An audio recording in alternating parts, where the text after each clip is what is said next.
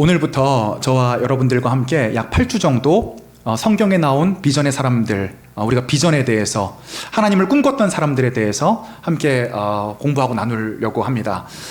제가 비전 시리즈를 준비한 이유는 딱 한 가지입니다.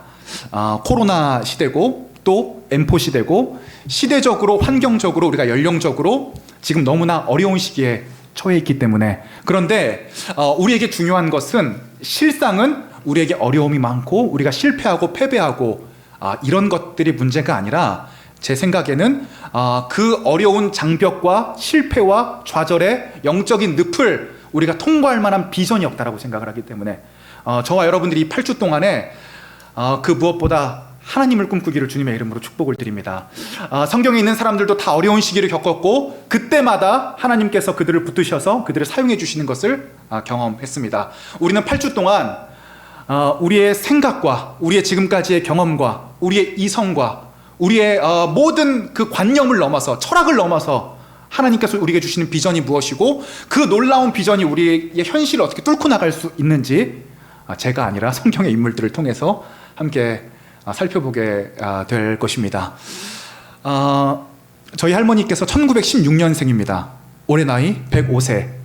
외할머니께서 저희와 함께 살고 계신데, 저희 집에 거주하고 계신데, 저희 할머니께서 올해 특별히 이 의학적으로는 치매 혹은 선망증이라고 하는 증상을 보이시는데, 어젯밤만 해도 계속 문 밖에 누가 와 있다는 거예요. 할머니께서. 그리고 그 문 밖에 있는 사람이 자기를 부른다는 거예요. 그래서 밤새도록 그 105세에 먹은 노인이 밤새 소리를 지르고, 그 밤새 잠을 자지 않고, 지금 한 이틀째 잠을 자지 않고 집을 돌아다니고 계속 밖에서 누가 자기를 부른다고 나가려고 하고. 그런데 저는 이제 처음에 어머니께서 이거는 진짜 악한 영의 소행이다 이렇게 여길 때 말씀하실 때 저는 그건 너무 과도한 해석이지 이렇게 생각을 했는데, 제가 이제 할머니를 돌보고 할머니랑 살면서 느끼는 게, 꼭 이런 증상이 올 때마다 죽은 사람들을 그렇게 찾아요. 그리고 이미 돌아가신 분들하고 이렇게 대화를 해요. 저도 때로는 섬찟섬찟할 때도 있고 소름이 돋을 때도 있는데, 아무튼 이제 할머니께서 그렇게 어려운 시기를 겪으시는 걸 보면서 제 생각에는 아마 연로하셨으니까 어떤 삶과 죽음의 경계선 속에 계신 것 같아요, 지금. 그래서 조금 삶 쪽으로 넘어오게 되면 제정신이 드시고, 조금 죽음 쪽으로 가 있으면은 자꾸 그렇게 헷갈려 하시고 죽은 사람들을 보시고 자꾸 이렇게 느끼시는 것 같아요. 그래서 제가 저희 할머니를 보면서, 저희 할머니가 또 이제 강북구 그 나이로는 넘버1이지 않습니까? 예. 재작년까지는 108세 할머니가 계셨는데 소천하심으로써 저희 할머니가 넘버1이 되셨는데, 이게 오래 사는 것이, 장수하는 것이 결코 축복만은 아니구나, 제가 이런 생각을 하게 됐어요. 자, 우리나라에서는 대대로 이 우리 축복의 기준을, 복의 기준을 세속적인 것들로 채워왔습니다. 장수, 아들이 장원급제하는 것, 무병하는 것, 그 다음에 우리 집이 정승 집안이 되는 것, 뭐 이런 것들, 우리가 얼마나 세상적으로 성공하고 세상 사람들이 좋다고 얘기하는 것을 많이 소유하고, 또 내가 얼마나 세상 사람들이 볼 때 오래 살 수 있느냐 하는 것들로 축복의 규정을 지어왔는데, 제가 저희 할머니의 모습을 보면서 우리가 지금까지 생각해왔던 복이라고 하는 것의 기준이 얼마나 보잘것없고 비현실적인 것인지에 대해서 제가 깨닫게 돼요. 그러면 반대로 요즘에 가을이라 제가 장례식을 여러 번 다니는데, 개 중에는 갑작스럽게 편찮으셔서 검사를 받았더니 이제 암 말기고 한 번도 아픈 적이 없는데 갑자기 아파서 검사를 받았더니 온몸에 이제 암이 다 퍼져서 갑자기 그때부터 급격하게 건강이 안 좋아지셔서 50일 만에 세상을 떠나신 한 여성 집사님도 계시고, 40대신데, 제가 이렇게 장례식을 많이 다니다 보니까 일찍 요절하시는 분들도 보게 돼요. 그러면 요절하시는 것은 반대로 축복인가? 제가 생각할 때는 그것 또한 비극이죠. 그러니까 제가 우리 할머니의 장수를 보면서도 장수도 축복도 아니고, 그리고 일찍 요절하는 것도 축복이 아니구나 라고 이야기하는 이유는, 그럼 적당히 살아야 축복받는다라고 제가 말씀을 드리는 게 아니라, 우리의 복의 기준이라고 하는 것이 결론적으로는 세상에서 규정하는 것들로는 우리의 축복의 기준을 정할 수가 없구나라는 걸 제가 깨닫게 됐어요. 그래서 제가 요즘에 하나님께 정말 감사하는 것은, 여러분들이 아마 지겹게 들어왔고 저도 이런 말 하는 성직자를 굉장히 싫어했는데 저도 똑같은 말씀을 드릴 수밖에 없더라고요. 예수님을 통해서 내 마음이 자유하게 된 것이 저에게 굉장히 큰 축복이라고 제가 요즘에 여기고 있습니다. 장수가 기준이 돼서 장수가 축복이거나 요절이 축복인 게 아니라 그것을 뛰어넘는 다른 기준을 가지게 된 게 제 인생에 엄청나게 큰 축복입니다. 돈을 많이 벌고 소유냐 무소유냐를 가르는 그 소유의 기준에서 떠나서 제가 예수 그리스도가 내 인생의 기준이 된 것이 제 인생의 가장 큰 축복입니다. 반대로 성공과 실패를 떠나서 이 세상에서 요구하는 성공과 실패의 기준이 아니라 예수 그리스도가 나의 기준이 된 나의 삶 자체가 이미 승리한 삶이구나를 제가 다시 한번 느끼게 됩니다. 우리에게 여러 가지 어려운 일들이 많이 있을 것입니다. 그런데 하나님께서는 저와 여러분들의 삶의 그 어려운 일들을 통하여서 저와 여러분들의 마음 가운데 있는 세속적인 기준을 철저하게 파괴시키실 것이고 철저하게 그 기준이 예수 그리스도로 변화되기를 주님께서 원하실 것입니다. 그렇기 때문에 우리가 앞으로도 아프고 힘든 길을 많이 겪겠지만 우리에게는 희망이 있습니다. 왜냐하면 우리의 관점과 기준이 철저하게 파괴됨으로써 오히려 그곳에서는 더 큰 자유와 더 큰 능력을 경험하게 된 일들이 저와 여러분들의 인생 가운데 일어날 것이기 때문입니다. 오늘 본문에 보면 큰 기준을 제시하시는 예수님과 아직 작은 기준에 머물러 있는 제자들의 모습이 상반되게 펼쳐집니다. 자, 예수님께서는 죽으시고 부활하신 이후에 제가 생각할 때 공식적으로는 제자들을 3번 찾아오시는데 첫 번째 부활하자마자 찾아오셨을 때 예수님께서 제자들에게 물어보십니다. 네가 평안하냐? 평안하냐? 2번 물어보세요. 예수님을 믿는다는 건 평안을 누리는 거예요. 그 안에서 제가 성경 공부할 때는 어쩔 수 없이 우리가 진리이고 복음이고 우리가 요구하는 성경적인 가치관이 뭔지를 가장 잘 드러내는 방식은 이 방식이 아닌 잘못된 방식을 이야기하는 거예요. 우리가 흔히 얘기하는 비판이라는 방식이죠. 성경 공부할 때는 비판이라는 방식을 제가 사용할 때가 많은데 비판을 하면 제 마음이 이렇게 좋지가 못해요. 그날 하루 종일. 왜냐하면 어쩔 수 없이 비판이라는 방식을 사용하지만 그 안에는 내가 다른 사람들을 판단하고 정죄하고 이런 부정적인 감정이 같이 실려오기 때문에. 그런데 아무리 선한 일을 위해서라고 하나 비판적인 관점을 취하고 있다가 마음이 불편해서 마음을 바꿔서 예수님을 바라보기 시작하면 예수님 안에는 평안이 있습니다. 그래서 우리가 예수님과 가까워진다는 증표는 무엇인가 하면 우리가 세상을 볼 땐 우리의 마음이 불편하고 혼란스럽고 뭐가 옳은 것인지 모르겠지만 예수님을 바라보면 굉장히 심플해져요. 예수님께서 저와 여러분에게 평안을 주시기를 주님의 이름으로 축복을 드립니다. 그리고 예수님께서 제자들을 다 모으신 다음에 산속에 다 모으신 다음에 대위임령이라고 하는 우리가 지난주 설교했던 거죠. 대위임령을 말씀하시는데 그 내용은 3가지입니다. 첫째, 너는 가서 여러분 비전이라고 하는 건 가는 거예요. 그것이 아직 이루어지지 않았지만 내 눈앞에 선명하게 보이는 거예요. 마치 텔레비전처럼. 그래서 예수 그리스도께서는 그 비전을 보여주시면서 너에게 주는 비전으로 네가 가라. 제가 지난주에 하도 go 이랬더니 누가 go가 귀에 계속 맴돈다고 이제 그런 얘기를 하던데 우리가 신앙생활을 한다는 것은 우리가 가진 틀 밖으로 나가는 것입니다. go! 여러분들 가십시오. 과거의 상처와 과거의 기억과 트라우마와 여러분들의 경험과 여러분들의 생각과 여러분들의 기준에서 여러분들의 철학에서 여러분들의 성공의 잣대에서 한 발자국을 내딛어서 주님이 원하시는 곳으로 주님께서 원하시는 곳으로 우리의 틀을 깨고 그쪽으로 나아가는 것입니다. 여러분 우리는 계속적으로 나아갈 겁니다. 우리는 계속적으로 우리의 틀을 허물 거예요.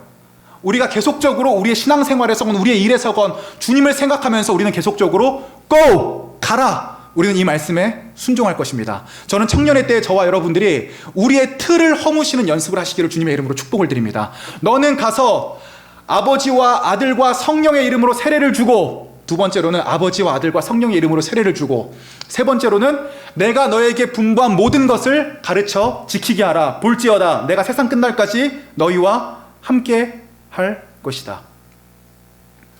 저와 여러분이 여러 가지 우리가 꿈을 꿉니다.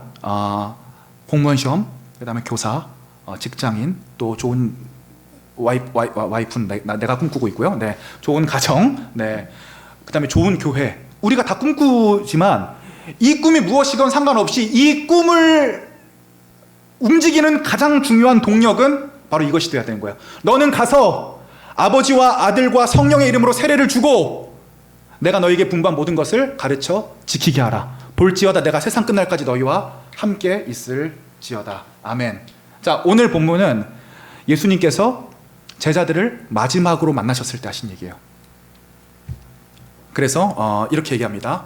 제자들이 이렇게 물어봅니다. 주님, 6절 다 같이 읽어볼까요? 시작. 사도들이 한자리에 모였을 때에 예수께 여쭈었다. 주님, 주님께서 이스라엘에게 나라를 되찾아 주실 때가 바로 지금입니까? 우리가 이 제자들에게서 봐야 되는 것은 제자들이 진심이 없는 게 아니에요. 예수님에 대한 제자들의 마음속 깊숙한 곳에는 너희는 가서 모든 민족을 제자로 삼아 아버지와 아들과 성령의 이름으로 세례를 주고 너희에게 분부한 모든 것을 가르쳐 지키게 하라는 그 원동력이 이미 작동하고 있어요.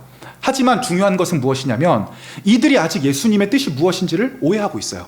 두 가지를 오해하고 있는데, 첫 번째로는 이스라엘에게 나라를 되찾아 주실 때가, 이것은 무슨 얘기냐면 당시에 이스라엘은 로마의 식민지였어요. 우리나라가 일제히 식민지였던 것처럼, 저와 여러분들이 예수님을 만나기 전에 죄의 식민지를 살았던 것처럼 이 이스라엘이 로마의 식민지였습니다. 그래서 이들은 예수 그리스도께서 왕으로 오셨다는 걸 믿었지만 예수님의 그 온전한 뜻을 이해를 하지 못하고, 그럼 예수님이 이제 왕으로 오셨으니까 구약에 있는 다윗처럼 전쟁을 통해서 로마를 몰아내시고 다시 한번 강대한 나라를 이룩하실 것이다 라고 하는 정치적인 개념의 왕으로 생각을 했어요. 그래서 부활하신 예수님을 보면서 이렇게 물어봅니다. 주님께서 이스라엘에게 나라를 되찾아 주실 때가, 이 사람들도 진심이, 신앙이 없는 게 다 진심이 있어요. 그런데 예수님의 본래의 뜻은 모르는 거야. 예수님의 뜻을 내 뜻으로 착각하고 있는 거예요. 여기서 우리는 비전에 대한 중요한 사실을 발견합니다. 세상적인 비전은 제가 굉장히 좋아하는 말인데 이렇게 얘기를 하시는 분이 계셨어요. 당신이 꾸는 꿈이 진짜 꿈인지 아닌지를 알 수 있는 방법이 있다. 만약에 당신이 당신의 꿈을 위해 최선을 다해 노력하고 있다면 당신의 꿈은 진짜다. 하지만 당신이 당신의 꿈을 위해 최선을 다하고 있지 않다면 당신의 꿈은 가짜다. 저는 여기 정말 동감하는데, 제가 고3 때 되게 방황을 많이 했는데 그때 육군사관학교에 가고 싶다는 생각을 했어요. 그런데 제가 육군사관학교에 갈 수 있을 만한 노력을 했을까요? 안 했을까요? 육군사관학교에 간다는 꿈은 꿨지만 그거에 대한 아무런 노력은 하지 않았어요. 왜냐하면 지금 생각해보면 진짜 육사를 가고 싶었던 게 아니라 그 꿈은 나의 도피처였기 때문에. 여러분들이 진짜 꿈을 꾸고 있다면 일의 성과와 상관없이 여러분들은 아마 노력하고 있을 겁니다. 이것은 세속적인 관점의 꿈과 비전이에요. 그런데 하나님 관점의 꿈과 비전은 달라요. 결국 세속적인 관점에서 말하는 꿈과 비전은 내 꿈과 비전이에요. 그리고 그 다음 구절에 보면은 이렇게 얘기합니다. 이스라엘에게 나라를 되찾아 주실 때가 바로 지금입니까? 그 때를 언제로 생각하고 있어요? 지금. 이 지금이라는 건 누가 원하는 때예요? 내가 원하는 때. 자, 세상의 비전과 예수님의 비전이 다른 두 번째는 때와 시기가 다르다는 것입니다. 우리가 원하는 때가 있듯이 하나님이 원하시는 때도 있어요.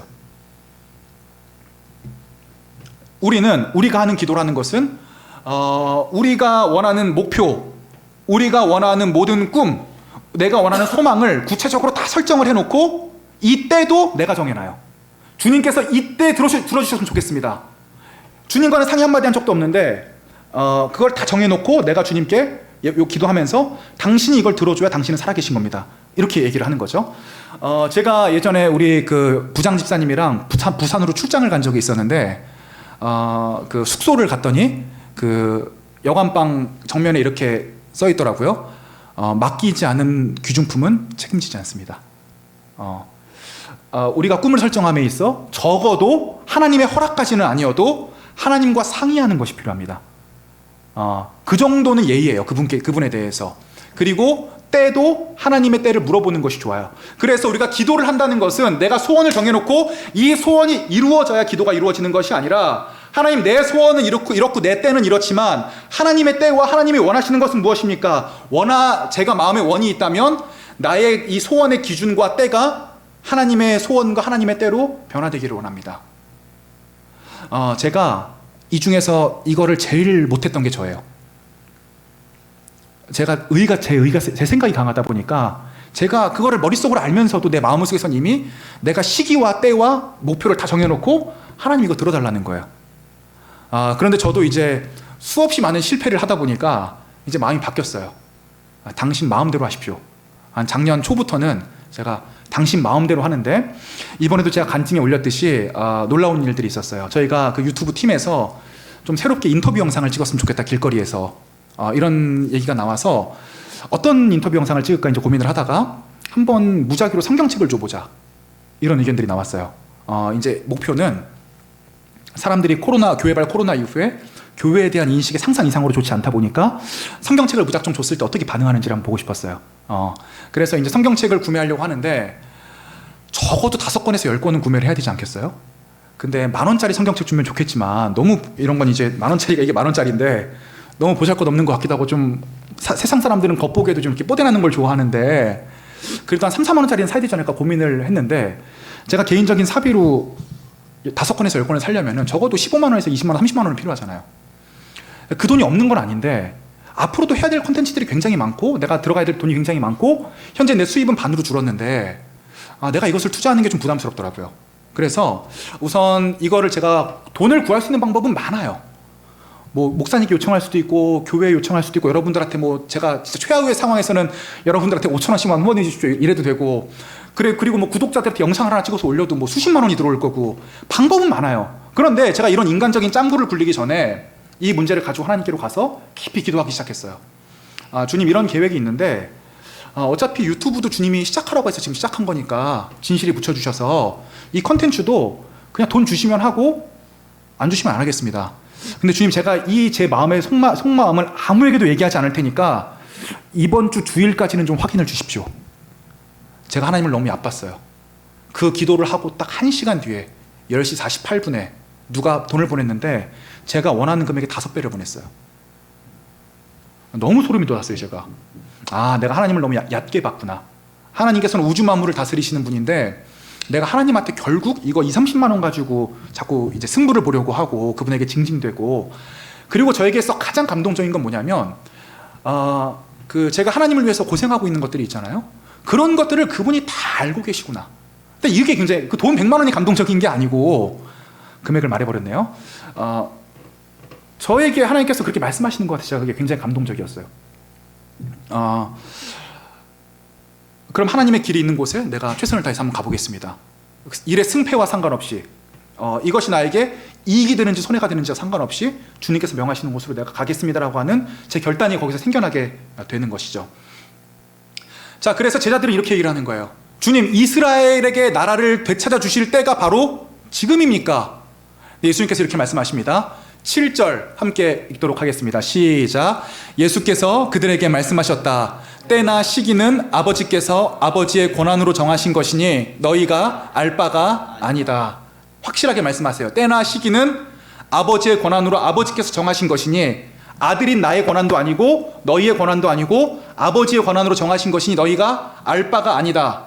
그런데 너희가 지금 해야 될 것은 무엇이냐? 8절 제가 읽어드리겠습니다. 성령이 너희에게 내리시면 너희는 능력을 받고 예루살렘과 온 유대와 사마리아에서 그리고 마침내 땅끝에까지 이르러 내 증인이 될 것이다. 자, 제자들의 주어는 누구예요? 나.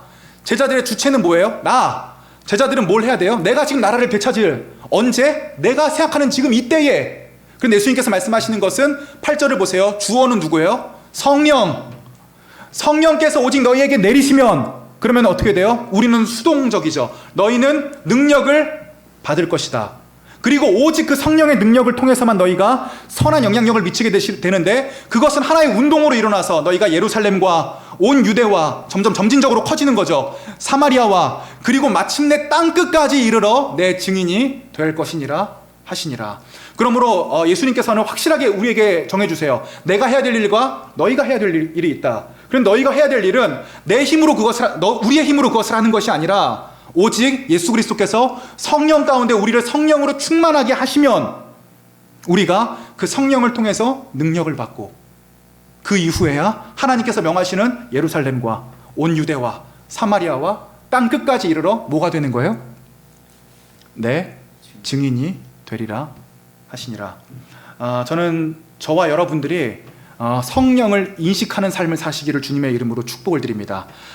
성령님께서는 여러분들이 인식하든 인식하지 못하든, 그리고 그분을 알고 있든 알고 있지 못하든 이미 저와 여러분들 마음속에 계시고 저와 여러분들의 마음의 문을 두들기고 계십니다. 더 이상 우리의 생각과 우리가 주체가 된 모든 것에서 벗어나서 마음의 문을 열고 예수 그리스도를 받아들이기를 원해요.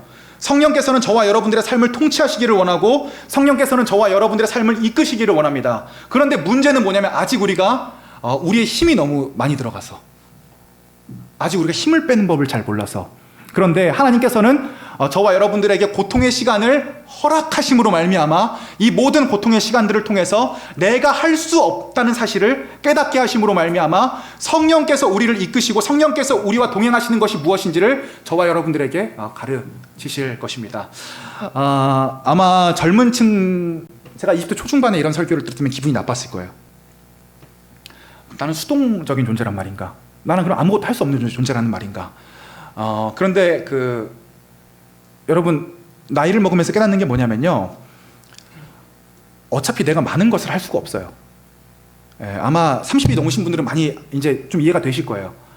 내가 능력이 있어서 내가 뜻과 계획을 다 세워서 그게 내 마음대로 다 되면은 나에게 하나님이 필요가 없죠. 나이가 먹을수록 깨닫는 것은 세상에는 정말 대단한 사람들이 많고 정말 열심히 하는 사람들이 많고 그 사람들에 비하면 나는 아무것도 아니라는 거예요. 그래서 오히려 심플한 게 좋아지기 시작을 하더라고요. 하나님께서 딱 정해주시는 거예요. 이 부분은 내가 할게. 이 부분은 네가 해. 자, 그래서 우리가 신앙적인 성숙을 통해서 간다는 것은 젊고 혈기가 있을 때는 내가 내 힘으로 모든 것을 다 할 수 있을 것 같지만 나이를 한 수사씩 먹어가면서 내가 모든 것을 할 수가 없구나. 내가 할 수 있는 것은 굉장히 소수고 내가 할 수 있는 것 외에는 나 외에 다른 분이, 나보다 훨씬 능력이 있는 분이 나를 도와주셔야 한다는 것을 깨닫게 되는 것입니다. 그럼 먼저 제가 여러분에게 우리가 해야 될 것들에 대해서 이야기를 드리겠습니다. 제가 몇 주째 지금 폴리메스에 대해서 계속적으로 얘기를 하고 있는데 오늘 여러분께 말씀을 드릴 건 히든 에셋이라는 거예요. 히든 에셋은 뭐냐면 강민이가 오늘 아침에 이런 얘기를 하더라고요. 유튜버 중에 오수를 한 유튜버가 있대요. 오수. 근데 우리가 지금까지 세속적인 관점에서 생각을 하면은 오수하면 인생 잘 산 거예요? 망한 거예요? 인생 망한 거죠. 어떻게 오수를 해요, 사람이. 그러면은 대학도 못 가고 아무것도 안 하고 지금 25살이 됐다는 건데, 그럼 남들은 군대를 갔다 와도 2번을 갔다 올 시기를 지금 공부만, 수능만 공부를 한 건데, 그런데 이 분이 유튜브를 시작을 했는데 입이 떡상을 했다는 거예요. 왜냐하면 수능을 앞둔 고3, 내년에 수능을 봐야 되는 고2, 앞으로 수능을 봐야 되는 고1과 그 밑에 세대들, 아이들 수능을 공부시켜야 되는 부모님들 세대에게 수능이 굉장히 중요한 문제거든요. 그런데 이분의 독특한 능력이 뭐예요? 예전 같으면 전혀 쓸모없는 것 같던 수능 5번 봤다는 게 이분의 독특한 이력이에요. 이분이 수능 5번 보면서 그 애절하게 겪은 시간은 아무도 대한민국에서, 이분 말고도 있겠지만 정말 희귀한 경험이에요. 그렇기 때문에 학생의 마음에서 수능에 대해서 제일 잘하는 사람은 누구예요? 이 사람이라고요. 이 사람이 유튜브가 떡상을 하기 시작을 했다는 거예요. 히든 에셋이라는 게 이런 거예요. 저와 여러분에게 소중하지 않은 경험이라는 것은 없습니다. 우리는 실패했다고 느껴지만, 우리는 좌절했다고 느껴지지만 우리가 우리의 생각을 더 넓고 크게 봐야 돼요. 그것은 하나의 퍼즐일 뿐이에요. 하나님께서 저와 여러분이라는 인생의 퍼즐을 한 조각 한 조각 계획해 나가실 텐데 지금 한 조각 맞추고 완성이 안 됐다고 내가 실패라고 느끼면 얼마나 황당하시겠어요, 하나님 입장에서는. 우리의 실패와 우리의 좌절은 하나의 퍼즐일 뿐입니다. 하나님께서 저와 여러분에게 새롭게 발목에 힘줄에 힘을 주시고 허벅지를 일으켜 주셔서 저와 여러분들이 이 실패와 좌절 속에서 새롭게 일어날 수 있는 힘을 얻으시기를 주님의 이름으로 축복을 드립니다. 우리는 실패해도 좀 넘어져 있다가 쓰러져 있다가 다시 일어나서 가는 거예요. 우리가 할 수 있는 것은 최선을 다하는 수밖에 없어요. 여러분, 항상 말씀드립니다. 임계점을 넘는 연습을 하셔야 돼요. 내 한계를 뛰어넘는 연습을 하셔야 돼요. 그것은 아주 꾸준한 생활을 통해서밖에 이루어지지 않아요. 그냥 큐티도 되든 말든 매일 하는 거예요. 매일. 기도도 되든 안 되든 이런 거는 둘째 문제예요. 기도는 잘 될 때도 있고 안 될 때도 있어요. 그냥 매일 하는 거예요. 이런 것들이 하루 쌓이고 열흘 쌓이고 1년 쌓이고 2년 쌓이고 5년 쌓이고 10년 쌓이면 여러분 생각을 해보세요. 하루에 10분씩 기도 10년 한 사람이랑 아무것도 안 하고 10년 보낸 사람이랑 어마어마한 차이가 나기 시작을 하는 거예요.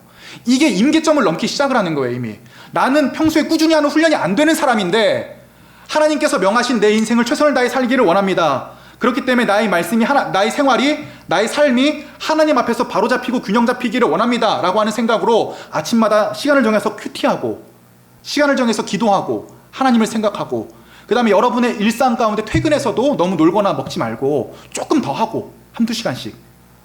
그런 것들이 쌓이고 쌓여서 저와 여러분의 임계점을 돌파하게 만드는 거예요. 하루에 1시간씩 1년이면 365시간이에요. 결코 무시할 수 없는 시간입니다.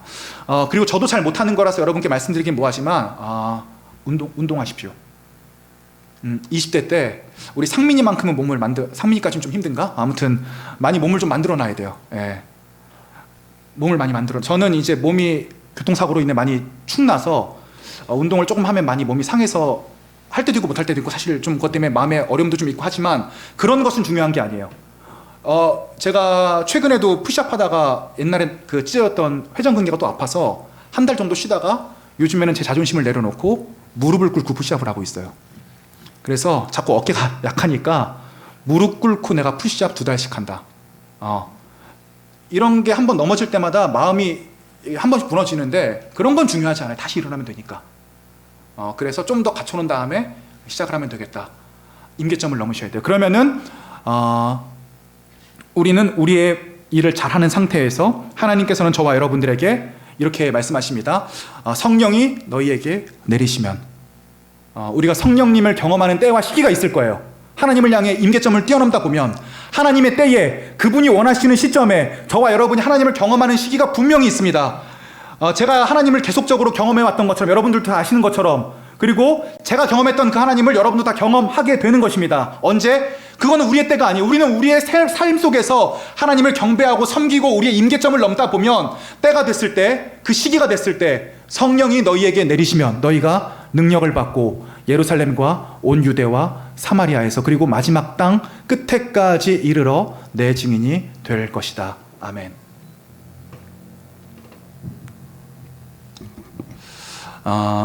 말씀 마치려고 합니다.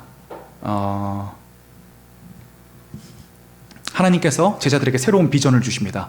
지금까지 제자들의 비전은 신앙이 없는 것은 아니었지만 내 비전, 내 생각, 내가 계획하고 디자인하는 인생, 그런데 그것이 아니라 하나님께서는 전혀 다른 시기와 생각, 제3의 비전, 오직 성령이 너희에게 임하시면 너희가 권능을 받고 예루살렘과 온 유대와 사마리아와 땅끝까지 이르러 내 증인이 되리라 하시니라. 저는 우리의 인생을 꿈꾸는 것도 좋지만 저와 여러분들이 우리의 인생을 통해서 하나님을 꿈꾸시기를 주님의 이름으로 축복을 드립니다.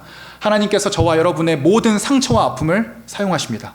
하나님께서 저와 여러분의 모든 개성을 사용하실 것입니다. 그리고 우리의 모든 경험을, 히든 에셋을 사용하실 것이고, 마침내 주님의 시기가 올 때 그 모든 것이 나의 노력과 하나님의 노력이 합력하여 선을 이뤄서, 크로노스의 시간과 카이로스의 시간이 합력하여 선을 이뤄서 이런 것이 빵! 언젠가 임계점을 뛰어넘어서 그것이 선한 영향력으로 이루어지는 날이 일어날 것입니다. 저는 그날을 기대합니다. 그리고 우리에게 그날이 점점 다가오고 있습니다. 저에게도 다가오고 있고 여러분에게도 다가오고 있고, 우리가 그 하나님을 함께 앞으로 경험하게 될 것입니다. 하나님을 꿈꾸고 여러분들의 모든 삶 가운데, 여러분들의 모든 비전의 중심 가운데 하나님께서 있으시기를 주님의 이름으로 축복을 드리겠습니다. 우리 함께 이 찬양 불렀으면 좋겠는데요. 원하고 바라고 기도합니다.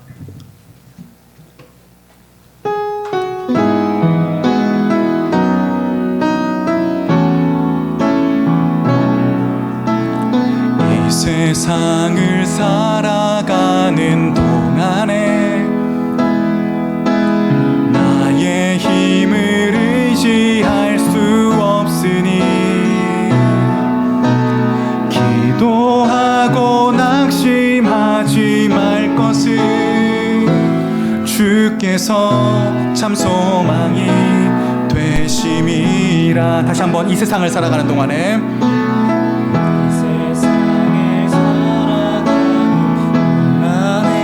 나의 힘을 의지할 수 없으니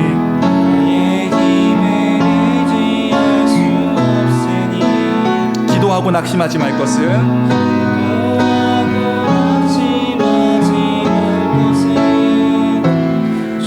주께서 참 소망이 되심이라. 하나님의 꿈이 나의 비전이 되고 예수님의 성품이 나의 인격이 되고 성령님의 권능이 나의 능력이 되길 원하고 바라고 기도합니다. 2절입니다. 주의 길을 걸어가는 동안에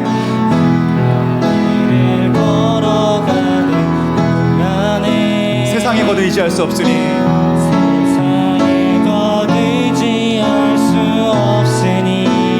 감사하고 낙심하지 말 것은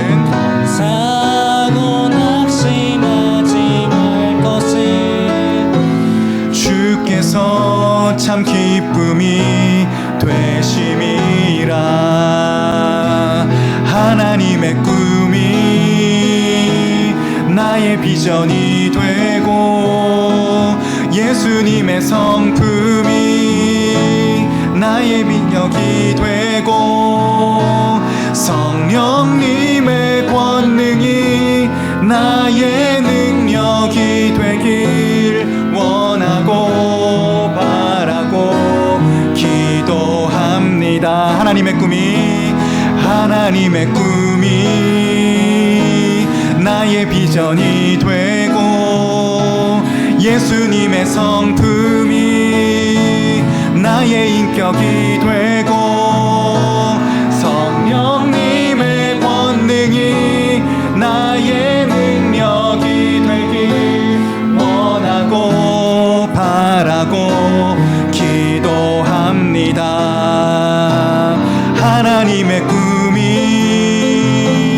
나의 비전이 되고 예수님의 성품이 나의 인격이 되고 성령님의 권능이 나의 능력이 되길 원하고 바라고 기도합니다. 다시 한번 고백합시다. 하나님의 꿈이 나의 비전이 되고 하나님의 꿈이 나의 비전이 되고 예수님의 성품이 나의 인격이 되며 예수님의 성품이 나의 인격이 되고 성령님의 권능이 나의 능력이 되길 원하고 바라고 기도함. 우리가 이 시간에 다 같이 기도함으로 나아갑시다. 하나님, 우리가 꾸는 각자의 꿈이 있습니다. 하나님, 우리의 생각의 비전들이 있습니다. 하나님, 우리가 어떠한 꿈을 꾸든지 어떠한 생각과 어떠한 비전을 가지고 있든지 아버지 하나님, 우리 꿈과 비전의 원동력이 되어 주시옵소서. 하나님, 우리의 꿈의 중심이 되어 주시옵소서. 하나님, 우리가 어떤 직업을 갖고 어떤 공부를 하고 어떤 미래를 갖는 것도 중요하지만 가장 중요한 것은 무엇을 하든지 간에 하나님의 뜻과 비전을 알게 되고 우리의 꿈과 비전이 하나님의 꿈과 비전으로 변화되어 나가는 것입니다. 아버지 하나님, 우리가 주님의 꿈과 비전을 따라 살아갈 수 있도록 해달라고 다 같이 기도함으로 나아가도록 하겠습니다. 함께 기도합시다. 사랑과 은혜가 많으신 아버지 하나님, 이 시간에 우리의 꿈과 비전을 위하여서 기도합니다. 하나님, 제가 좋은 교회를 만들고자 하는 꿈과 비전이 있습니다. 정말 성경적인 교회를 만들고 싶지만 하나님, 아무리 외형적으로 성경적인 교회를 만들고 싶다고 한들 주님의 마음과 합하지 않으면 이 모든 것이 헛된 것임을 우리가 기억합니다. 하나님, 제가 좋은 설교자가 되고 싶은 꿈이 있지만 제가 좋은 설교자가 되고자 하는 꿈이 하나님으로부터 나오지 않으면 하나님의 비전과 중심이 합하지 않으면 모든 것이 헛된 것임을 고백합니다. 하나님, 우리 청년부가 부흥하고 성장하기를 원하지만 아무리 인원이 부흥하고 성장한다고 한들 주님께서 계시지 않으면 우리의 모든 꿈과 비전은 헛된 것임을 우리가 기억합니다. 하나님, 우리가 공부를 하든지 취업을 하든지 그 모든 것들이 다 중요하지만 그 모든 것들이 예수 그리스도께서 중심이 되시지 않으면 헛된 것임을 우리가 기억합니다. 하나님, 우리의 중심이 예수님으로 변화되는 놀라운 역사가 일어나게 하여 주시옵소서. 우리가 열심히 공부하는 이유도 하나님, 취업과 우리의 미래와 우리의 비전과 우리의 시험을 준비하는 이유도 중심이 주님께서 차지하여 주시기를 간절히 바라옵고 원하오니 하나님께서 우리의 삶 가운데 역사하여 주시고 함께하여 주시옵소서.